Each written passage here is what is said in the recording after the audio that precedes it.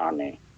Jadi jangan. Oke, saya sampaikan di sini ya kepada Muhammad KC. Itu di dalam ajaran Islam, orang yang menghina keturunan Nabi Muhammad SAW itu dapat ajab dari Allah nanti, bukan hanya di akhirat tetapi di dunia itu nanti akan diajab oleh Allah. Itu sudah digambarkan dalam hadis Nabi Muhammad SAW. Jadi kami sebenarnya hanya menyampaikan ini ya sekedar untuk memberi informasi aja.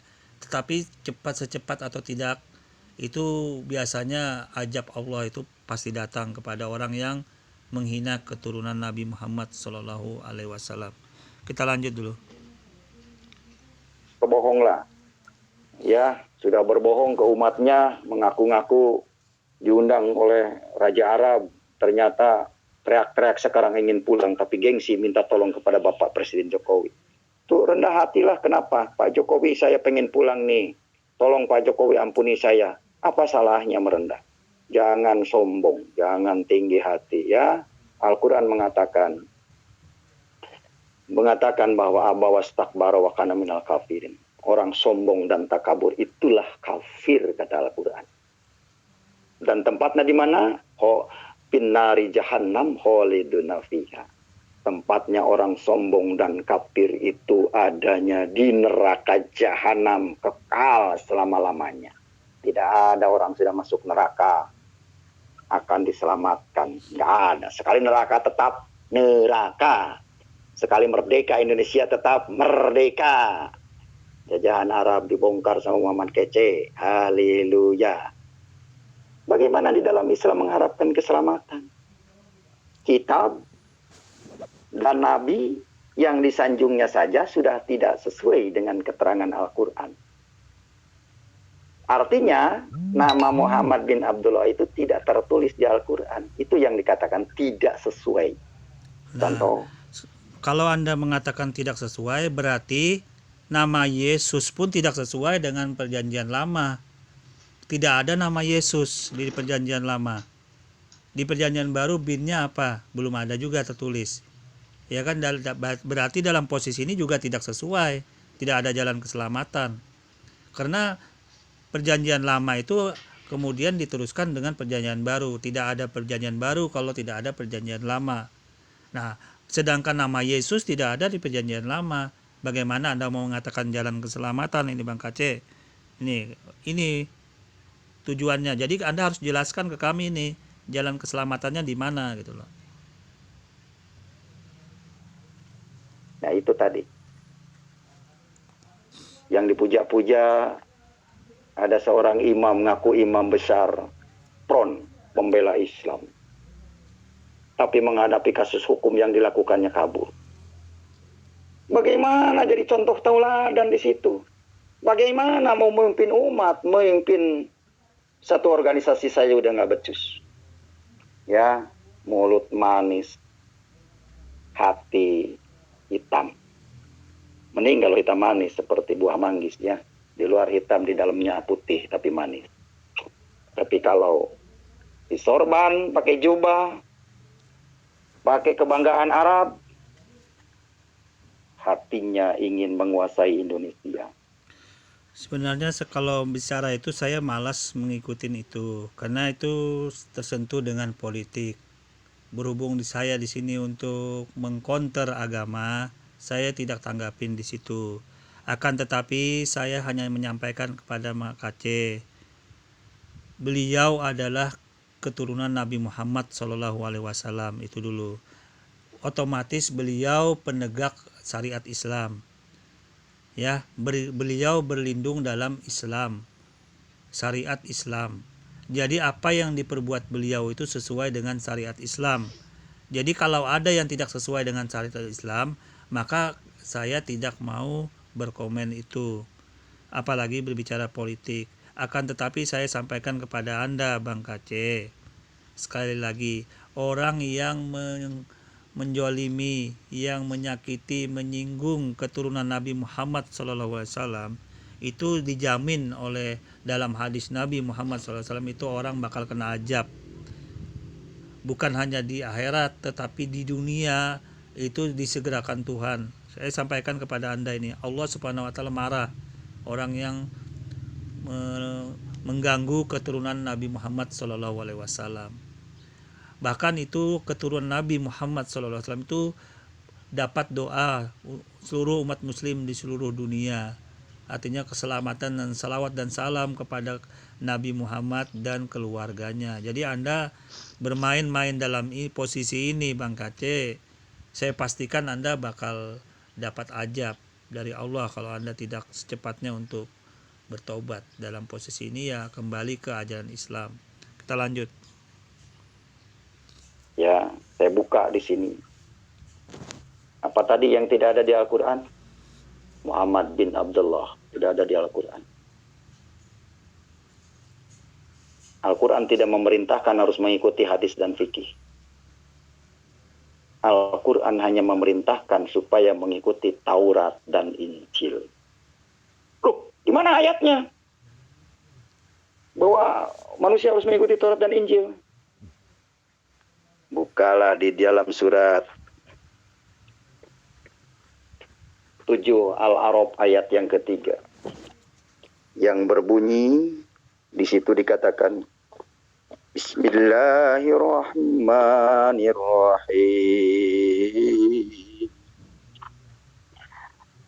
Attabi'u ma unzila ilaikum min rabbikum wa la tattabi'u min dunihi awliya qalilan ma tadhakkarun. Nah, baru kalau bunyinya membaca Al-Quran seperti ini, orang Islam baru saya dianggap benar. Nah, ini benar baca Quran. Ya, artinya, ikutilah apa yang diturunkan kepadamu dari Tuhanmu. Dan jangan kamu mengikuti pemimpin selain daripadanya. Amat sedikitlah kamu mengambil pelajaran. Ya ikuti apa yang diturunkan kepadamu, yaitu yang dimaksud, yaitu Taurat dan Injil. Loh, katanya tadi yang diturunkan Taurat, Injil, Zabur, dan Al-Quran. Malah sekarang tinggal 2. Gimana sih otaknya nih Bang Kace nih? Katanya tadi 4 ya kan? Sekarang jadi 2. Berarti otaknya nggak beres ini. Lanjut dulu. Ya, Allah menurunkan Taurat dan Injil. Mana ayatnya? Kita buka surat Al-Imran ayat yang ketiga. Di situ berbunyi, Nazzala alaikal kitaba bil haqq musaddiqan lima baina yadayhi wa anzala Taurata wal Injil. Allah menurunkan apa tadi? Kitab dengan sebenarnya dan membenarkan kitab yang sebelumnya. Dan Allah menurunkan Taurat dan Injil. Kalau Allah menurunkan kitab Taurat dan Injil dan yang dibenarkan itu Taurat dan Injil, cobalah umat Islam dari Sabang sampai Merauke mengikuti aturan Taurat dan Injil, bukan mengikuti hadis dan fikih. Saudara, itulah kawan yang perlu kita bagikan malam ini. Mungkin begitu admin Bukit Zaitun, kira-kira supaya lebih banyak yang bertanya, supaya lebih banyak yang sharing. Saya di sini bukan saya pintar, tapi saya ingin berbagi saja pengalaman. Dan saya Muhammad Kace menerima masukan dari siapapun. Dan juga kepada orang, baik masukan secara ilmiah, secara teori, masukan secara moral, masukan secara dana, itu penting untuk pelayanan Muhammad Kace ya, di rekening yang sudah ya kan? Coba lihat, dana itu penting bilang Muhammad Kace, berarti dia ini menjadi murtad keluar dari Islam tuh pingin duit aja gitu loh. Dana penting bilangnya, masukkan ke rekening ya kan. Berarti dia ini pingin duit aja, pingin kendaraan, pingin duit keluar dari Islam ternyata. Bukan niat karena Tuhannya, karena kehebatan Tuhan, ternyata dia ini nafsu dunia, keinginan dunia. Tadi kita dengar barusan duit penting bilangnya, masukkan ke rekening. Kita dengar lagi. Dicantumkan di dalam live streaming ini. Boleh untuk membantu saya menerima, walaupun istilah katanya 10.000, 20.000 ini penting. Itu intermezzo lah. Oke, silakan Pak Admin. Itu artinya Anda pindah agama dari Islam itu pingin, murtad itu pingin dapat duit. Ya kan, takut miskin harta, takut hidup miskin, ingin kendaraan, makanya Anda keluar dalam Islam. Padahal itu keimanan itu jangan sampai dijual dengan harta dunia. Karena kalau di dunia ini sementara, di akhirat nanti Anda bakal kekal, nanti di akhirat nanti masuk neraka, kekal nanti Anda di dalam. Itu sudah Allah Subhanahu wa taala ancam dalam Al-Qur'an. Kita lanjut. Segitu dulu ya pembukaannya. Rahasianya sudah dibuka, silahkan siapa yang nyimak. Mungkin. Ya, tentunya malam hari ini saya percaya bahwa semua yang sedang mengikuti live streaming sudah sangat mengerti apa yang telah disampaikan oleh Bapak Muhammad KC, seperti apa yang disampaikan oleh Bapak malam hari ini, bahwa ada beberapa yang telah disebutkan yang tidak ada tertulis di dalam Al-Quran, termasuk nama atau Muhammad Abdullah Abdullah gitu yang pertama, dan seterusnya. Benar. Tidak ada salat 5 waktu. Al-Quran menyuruh untuk sholat 5 waktu, dan kalau saya tidak salah yang terakhir apa ya Pak ya? Tidak ada keselamatan di dalam Islam. Ya, agama tidak Islam. ada keselamatan di dalam Islam. Ya. Gitu. Artinya makanya jangan pada mualaf. Yes. Artinya bahwa apa yang disampaikan oleh Bapak. Oke, di sini saya sampaikan kembali ya. Sebenarnya Muhammad Kati ini ya saya bilang rada-rada senewan gitu ya. Dia tidak mengerti ajaran Islam tetapi berbicara Islam. Bagaimana tidak ada jalan keselamatan di dalam Islam? Orang yang menunaikan rukun Islam itu dengan benar dijamin masuk surga. Itu sudah di dalam hadis Nabi Muhammad SAW. Jaminannya itu orang yang menunaikan rukun Islam, jaminannya masuk surga. Jangankan rukun Islam, mati dengan kalimat la ilaha illallah itu masuk surga. Jadi dalam posisi ini omong kosong aja Bang Kace ini. Kita lanjut dulu.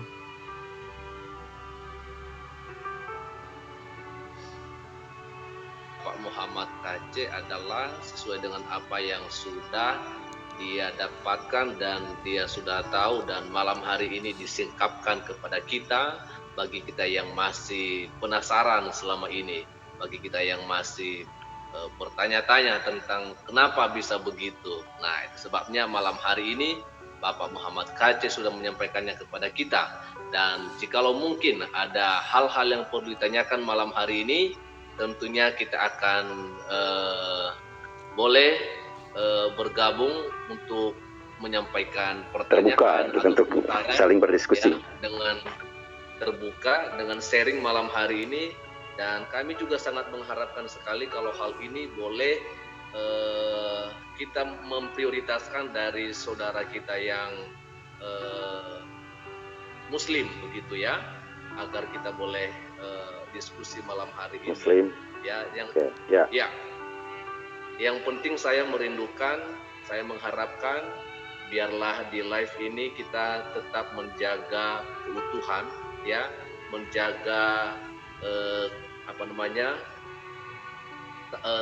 tali persaudaraan, persatuan, gitu ya, karena persatuan ya, walaupun kita berbeda. Betul. Ya. Tapi kita ingat semboyan bangsa kita bahwa Bhinneka Tunggal Ika. Artinya kita berbeda pendapat, mungkin kita berbeda pemahaman, tapi kita harus mengerti bahwa bangsa kita adalah bangsa negara kesatuan Republik Indonesia. Tidak ada satupun dan tidak ada siapapun yang sanggup memecah belah. NKRI adalah harga mati. Merdeka! Oke, malam hari ini kita sudah... Merdeka. Yes, amin.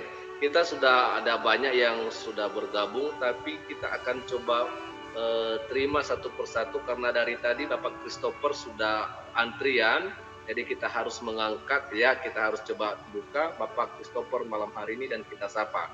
Shalom, selamat malam Pak Christopher. Shalom, selamat malam. Gimana kabarnya, Ya. Pak? Puji Tuhan, kabar baik. Beruntung Bapak karena yang paling perdana masuk ruang live, maka saya akan memberikan kesempatan untuk pertama sekali Bapak untuk malam hari ini, walaupun Bapak bukan dari Muslim, karena malam hari ini saya rindukan untuk memprioritaskan dari Muslim, tapi karena Bapak yang paling perdana sekali masuk ruang live, maka kita berikan kesempatan untuk Bapak Christopher. Silakan Pak Christopher. Iya, terima kasih Pak. Saya berbesar hati. Saya asli di Malaysia, Pak. Jadi harap bisa ngerti haleluya. apa yang saya bicara ya. Oke Pak, Boleh, dulunya saya emang dulunya Islam Pak, tapi sekarang puji Tuhan saya udah ketemu kebenarannya Pak. Cuma saya tertarik dengan rukun iman tadi ya Pak, yang Pak Kece bilang tadi, rukun iman, yaitu rukun iman yang ke-6 kan. Kada dan kada itu ketentuan ilahi itu kan.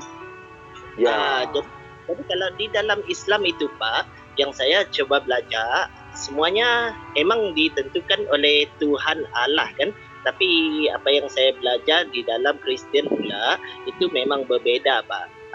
Karena di dalam Kristen itu adalah pilihan, dan juga Bapak bilang tadi apa yang dikatakan oleh Allah itu semuanya baik kan. Tapi di dalam Islam, kalau nggak silap saya, iblis itu diciptakan dari api. Jadi ianya bukan malaikat Pak kan.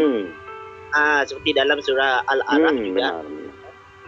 Iblis itu dari api dan malaikat itu dari nur, yaitu cahaya Pak. Kan?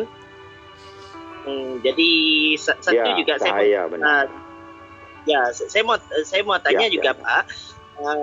Ini Pak, ada satu lagi, ini mungkin lari dari topiknya Pak ya. Dalam surah Az-Zariyat, wa ma halaqtu jinna wal insa illa liya'budun. Ya, tidak aku jadikan jin dan manusia melainkan beribadat kepadaku. Jadi itu adalah ketentuan ilahinya, ketentuan Tuhannya Islam Pak. Tapi kenapa kok sampai sekarang gak semua yang beribadat tuh Pak? Gimana pendapat Bapak pasal ayat itu Pak? Oh gitu, baik.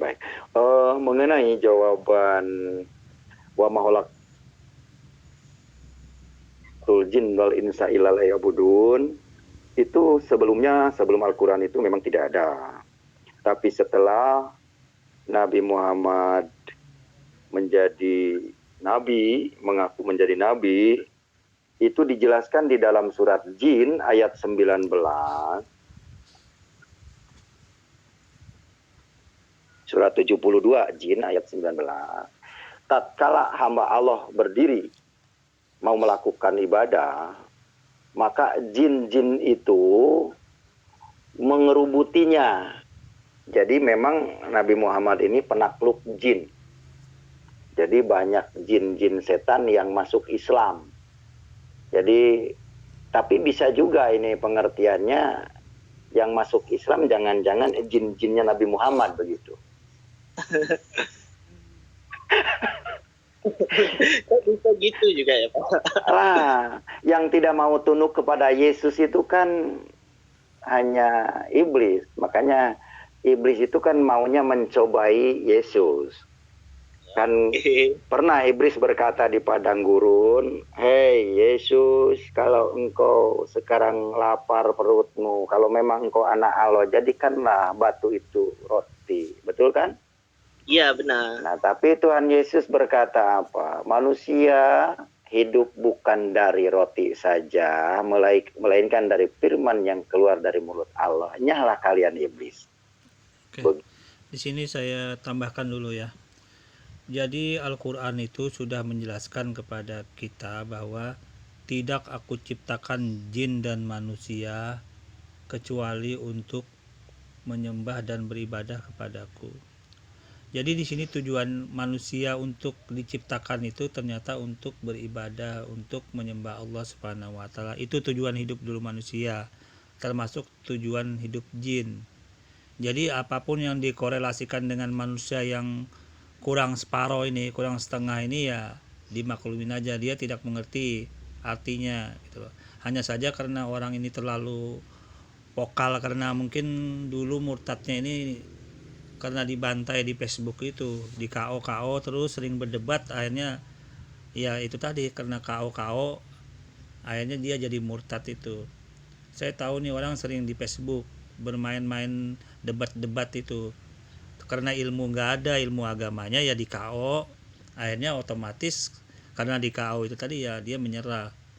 Jadi ya saya himbau kepada umat muslim, kaum muslimin juga di Facebook maupun di media sosial lainnya, kalau kemampuan tidak ada berdebat agama kepada agama lain, mending tidak usah, mending dengar ceramah atau hal-hal yang positif lainnya aja gitu loh. Ini salah satu korban sebenarnya Muhammad KC ini, sering mengikuti perdebatan-perdebatan di Facebook dia. Oleh karena itu ya mending hindarin, tidak usah berdebat-debat kalau agama, ilmu agama, apalagi ilmu tauhid belum ada, mending tidak usah. Kita lanjut dulu ya. Gitu. Jadi iblis itu memang selalu menggoda dan membangkang. Demikian juga ketika Muhammad mengaku nabi. Nah, ayat surat jin, surat 72 ayat 19, di situ dikerubutin oleh setan-setan. Maka Muhammad ini penakluk jin. Tapi untuk agamanya, jadi untuk membela agamanya. Jadi jin-jin dari Arab itu ketika agamanya diusik, mereka jin itu pada ngamuk. Siapa yang Muhammad kece ini merusak Islam, dicarilah, akan dibunuh. Nah itu termasuk jin-jinnya Muhammad itu. Oke. Oke, saya jawab dulu ya. Yang jelas di dalam ajaran Kristen, Bible tidak mengenal jin. Jadi Muhammad KC kalau tidak tahu tentang jin, mending tidak usah berkomentar. Karena di dalam Kristen itu tidak mengenal jin, tidak tahu dia jin itu gitu loh. Jadi mending tidak usah. Yang dikenal di dalam ajaran Kristen itu malah Lucifer. Jadi itu lain juga makhluk Lucifer itu dengan bangsa jin. Jadi mending Bang KC tidak usah berkomentar tentang jin kalau tidak tahu. Jin itu adalah makhluk yang seperti manusia, hanya saja alamnya berbeda. Dan dia ada yang beriman, ada juga yang kafir. Akan tetapi dia tetap digoda oleh makhluk yang bernama setan dan iblis, karena setan dan iblis ini tingkatan kualitas makhluk jahatnya ini levelnya lebih di atas daripada bangsa jin. Jadi di bawah jadi intinya gini, setan dan iblis itu bisa menguasai bangsa jin itu gitu loh. Jadi dalam posisi ini level jin dengan manusia itu sama, hanya saja dia lain alam gitu loh. Kita lanjut. Maaf, itu memang saya tidak bermaksud untuk menjadi batu sandungan ya, tapi itu Tuhan bicara demikian, karena Muhammad memang penakluk jin ya. Makanya kalau para perdukunan, kiai juga itu kan mereka yang digunakan tuh hodam ya, yang masuk ke keris, ke jimat begitu. Wajarlah kalau memang banyak ustadz yang merangkap jadi dukun. Oke, lanjut. Dan satu lagi ya Pak, boleh. bagi laluan kepada orang lain juga ya. Satu lagi,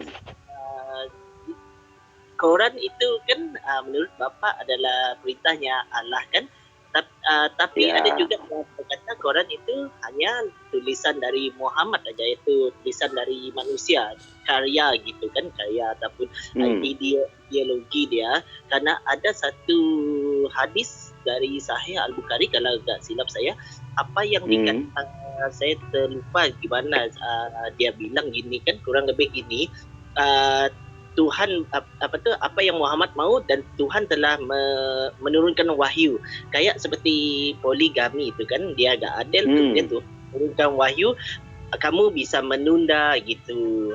Jadi Ya, gak bisa berperang, sehingga waktu perang Parit kan, waktu itu kalau gak silap, waktu perang Parit itu umat Islam udah keletihan, dan kemudian wahyunya datang, kemudian Muhammad terus menyampaikan wahyu kepada orang di sana, oh jangan berhenti menggali, kurang lebih gitu. Gimana pendapat Bapak tentang Quran?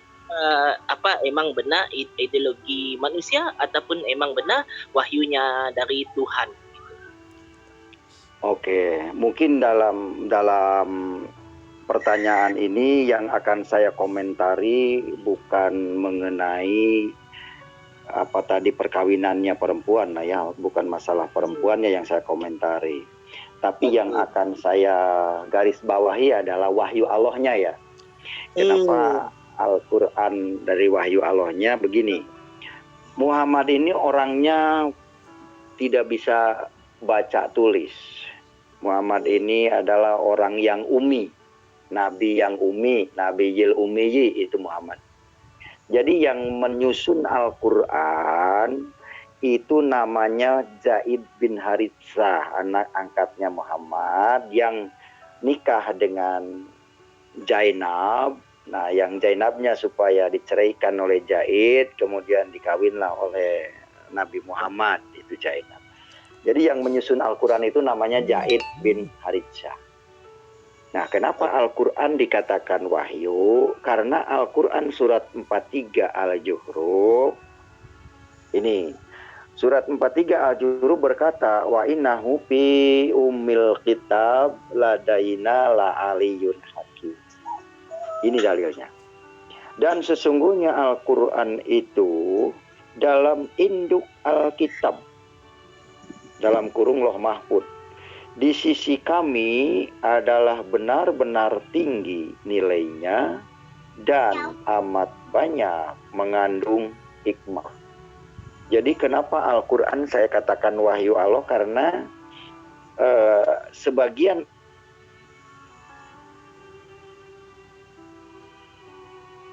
Al-Quran ini dari induk Alkitab. Sementara Alkitab itu adalah firman yang diturunkan oleh Allah. Namun bisa digarisbawahi, tidak semua ayat Al-Quran itu firman Allah. Kenapa demikian? Karena yang berbicara di dalam Al-Quran itu ada malaikat Jibril, ada Allah, ada Setan, ada Adam, ada juga Muhammad. Jadi 5 tokoh ini berbicara di dalam Al-Quran. Nah, kalau orang itu...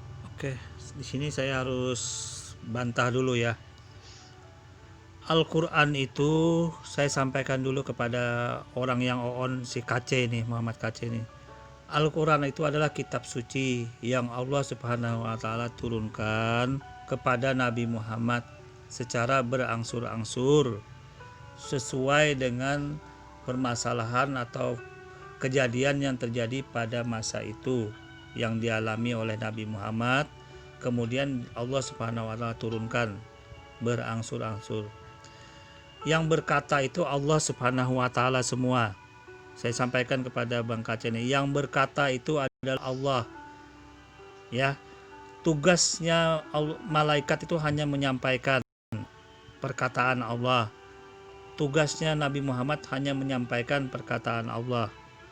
Jadi perkataan Allah dan perkataan malaikat itu berbeda.